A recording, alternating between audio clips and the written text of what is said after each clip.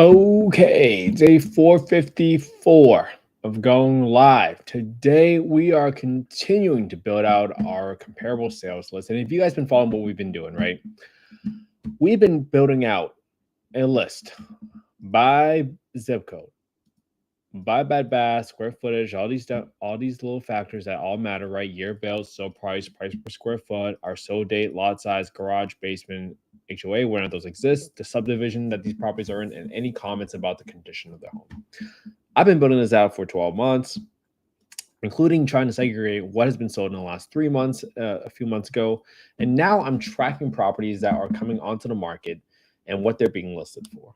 And the reason for this is because we're looking to do the BRRRR strategy. The BRRRR strategy stands for buy, rehab, rent, refinance, and repeat. And when you are looking to do this strategy, you are in a position where you are heavily dependent on getting the ARV correct. What does that mean? Let's use an example. So if you have a $20,000 home and you are looking to BRRRR it, you would want to invest about $50,000 into that property. And from that point onwards, then what you're going to do is you're going to rely on assuming you can force enough equity. Let's call it 30 grand. So $20,000 home, you bought it for, you put in $50,000 to rehab it. So you're on at $70,000. And if you're able to make that property worth $100,000, now you're able to go get a debt service coverage ratio loan, which is a DSCR loan, asset-based loan. And you can get back out 70% of the home's value. So you can get a home loan for $70,000. So you get the $70,000 back in the form of loan proceeds, not taxable income. And that's what's going to allow you to rinse and repeat over and over again. Because what's the alternative, right? The alternative is you save up for $20,000. 20% down from your full-time job. You do it over and over again, right? And then all of a sudden, you buy your first property, you hope it cash flows, and then you save up again from your full-time job to get the 20% down, and you do it over again. This is why the BRRRR strategy is a lot more valuable and a lot more faster and more scalable, right? Because of that manner. So now what you're going to want to do is you have to track what property is coming on the market, because why, right? Here's what a lot of people don't do. They don't pay attention to what properties are coming on the market. And if you look at the 10-year treasury bond yield, right? What is the 30-year mortgage interest rate based off of? It's based off of, one, the interest rate of the 10-year yield, which right now is almost at a 4.6, which is like 12-month high. And the spread between the 10-year yield and the 30-year mortgage interest rates. Now, typically the spread historically has been about 1.5% to 2% above the 10-year yield, but it's gone as high as 3%. That's when you saw mortgages really hitting that 8% range. So this is a little scary, right? Because as your interest rates go up, that drives down your sold prices because affordability becomes lower, because your monthly payments are frankly higher because of higher interest rates. So all these factors matter significantly. So be very, very mindful about what's going on. So that's why I'm tracking what a property is coming on the market for. And today, what I've been doing is I'm filtered on 4-bedroom homes in Birmingham, Alabama, properties that have been on the market for less than 3 days. And I found this property for 128 grand, I believe, right here. 701 83rd Place South in Birmingham, Alabama, 35206. And when I look at this property, it's ready. It's got decent floors. I don't know how dark it is. Maybe just the photos room is really, really dark. But bathrooms are pretty modern, and the kitchen is somewhat modern, open, no cabinet doors. That's interesting approach. But for the most part, no flooring work needed. So this is almost a rent-ready project, but it's on the market for 128, and that tells me it's a 4-bed, 2-bed, 1403. This might be the highest ARV I can possibly get at $91 per square foot. So this is why I'm writing down these details, because if this property gets sold for $127,500, right, plus or minus a few grand, depending on when it closes at, 4-bed, 2-bed, 1403 square foot. What was the year built? 1963, 1963, 127,500. And then that's going to equals to, my dollar per square foot will be equals to my sold price divided by my square footage. And this was listed 1226.24. Let's see what the lot size is. 6534 square feet. 6534 square feet. There is no garage, no basement, no HOA, at least from what I saw from photos. Yep, no garage. And this property is in one neighborhood. If I go click on a map and I scroll and zoom out, this is close to South Highlands. So I'm going to write that one out. South Highlands. That's interesting because now I have one property, which is being listed for $99 a square foot. Another property, which is being listed for $91 a square foot. That was 1308. Let's see if that property sold. This property still has not sold. All right.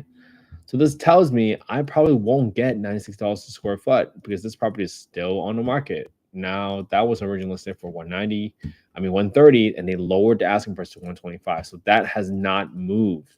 Okay. I'm gonna write this out 130K, lowered to 125K. So now this is 125. Interesting, right? So now I'm tracking what's going on with these properties, because now I know in this neighborhood what are properties going out for. They're definitely not selling for $96 a square foot. If it sells for 91, great. That's a good comp to have, because if I have another 3-bedroom home that is within a certain square footage, then I can have better confidence in what it's going to appraise for. These things matter, because that's the difference between you getting back out all your capital and being able to pay off a private money lender or not. Average kitchen,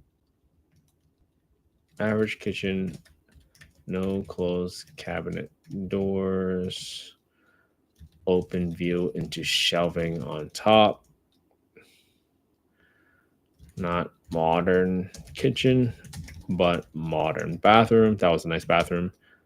No flooring or paint work needed. So this tells me a general idea of what the condition of the home is. Great. So now, if I were to underwrite this property, right, as is, assuming I can rent it out as a 4-bedroom property, right? And they said it's already rented out Section 8, so I can always figure out what it's being rented for by looking for the lease agreement. I can probably reach out to the realtor for this, but if I can rent it out as a 4-bedroom for, based on this average rent, $1,468, I'm gonna do $1,400 because that's what I've been hearing mostly. $1,400 rent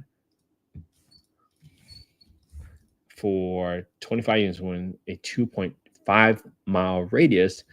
That'll give me $1,400 rent. So $127,500. Let's see what this property will renovate for. So I'll put about $1,500 for the roof, just in case there's any issues with the roof. I'll set aside $500 for landscaping, just to keep it nice and tidy until it gets rented out. I'm assuming I don't need to. I'll probably like put in 200 square feet of painting, just in case there's some touch-up paint there that needs to kind of be touched up on when I buy the property or need to turn over the property. So I just have a little bit of budget there. But if it's already tenant in place, that's great. I'll probably replace the toilet with high pressure flush toilets whenever that happens, assuming the tenant moves out, just so I can avoid any of those clogged toilet calls.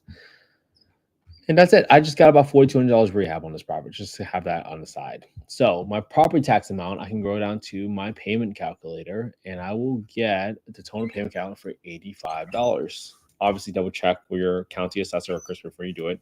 And then I have my monthly insurance number for $99, but that assumes, and I'm assuming that assumes a primary residence buyer. If I'm buying this property to use it as a investment, typically insurance companies view it as a higher risk. So I'm going to add a 20% premium right here. So that's why I'm multiplying by 1.2. Then I'm setting aside 10% of my rent every single month for maintenance. So in this case, it's $140.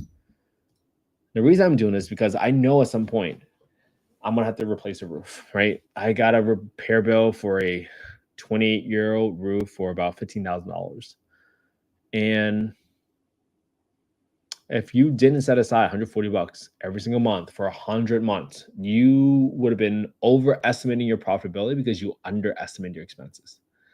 Don't be that person that underestimates their expenses and think they made a lot more money when they didn't. Don't be that person that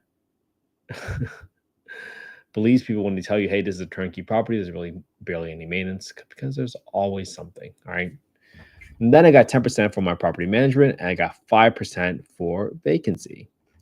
So if I go towards a 25% down payment on this property, my down payment is going to equal to my B4, my asking price, times my down payment percentage of 25%. It's $31,875. I got 2.5% for closing costs. I got $4,200 for renovations. And on this property, if I can get it for 7.5% on my interest rate, right, I would cash flow $177.58 per month. 1,400, 177.58 per month, and that's a 5.4% cash on cash return, assuming a $127,500 purchase price with a rehab of roughly around 4,200, 25% down, 7.5% down. Okay, great. Now, if my target return was 10%, right? And again, this is not investment advice. We're not soliciting any investments on this call. Just here to show you and talk through what it means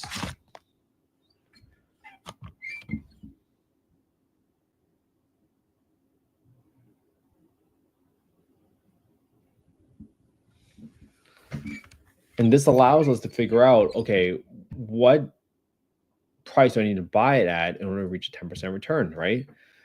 If I go to $100,000, great, that's a 12% return, great. I mean, how about 110 grand? 108. There you go. Now that reaches my 10% target return, right? 108, and I can cash for $280 a month, assuming a 9.9% cash on cash return. Great. So now my rehab on this is going to be $4,200 again. Again, everything stays the same, 7.5% interest rate. Now watch what happens, right? If interest rates go down to about 1.5 points to 6%, this cash on cash return number jumped almost 2.8%. So now I can afford, let's call it 119 grand for this property. Big difference, right? So that's why you got to pay close attention to what's happening in the market, because this significantly affects your willingness to pay a certain price for that property. What did we say it was? 119? Yeah, 119. Now it's $4,200 rehab, 25% down, 6% interest rate. What a big difference, right? Your willingness to pay went up by $11,000. Now, does that mean 10% is a magical number? No. I mean, there are people that buy $1 million properties in California just to break even on cash flow, but they are allowed to make 5% appreciation every single year. And just like that, that's like $50,000. So they don't care about $300 a month because they're building wealth a whole different way. And this is the power of understanding why you're diversifying, why you're pursuing a certain strategy. This dictates what you're able to do. So here's the next steps. My hope is that you put in the reps. You analyze the same deal you analyzed today using the same spreadsheet. If you guys want to copy the spreadsheet, just go to affordablehousing.io. Go to the Get Deal Analysis tool, put in your name, your email, your phone number. That's the fastest way for you to get a copy of the spreadsheet. I didn't make the spreadsheet from scratch. I got it from a few other folks. I modified it, tweaked it so that I can analyze these scenarios a lot faster. And then these rehab calculator numbers, I mean, they're all different for every market. I put it in based on what I know from my markets, but it's going to be different for every single one, especially with inflation and labor costs. So have an amazing Friday, everybody. I hope you all spend some quality time with your family and friends today, because that's what life is all about. I'll see you all tomorrow for day 455. Have a good one, everybody. I'll see you tomorrow.